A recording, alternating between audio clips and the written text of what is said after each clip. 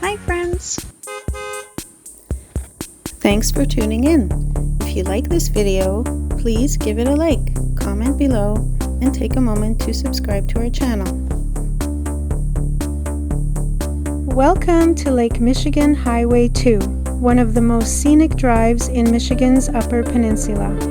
This stretch of road runs right along the shoreline, giving travelers wide open views of the lake and sandy beaches.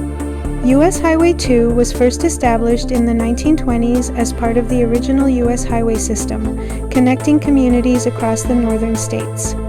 Along the way, you'll pass through small towns, forested areas, and roadside parks, perfect for a quick stop or picnic. Many people consider this one of the best road trips in Michigan because of its mix of natural beauty and easy driving. Whether you're here for a short scenic cruise or a cross-country adventure, Lake Michigan Highway 2 is sure to leave you with lasting memories. Thank you for joining us on this drive along Lake Michigan Highway 2.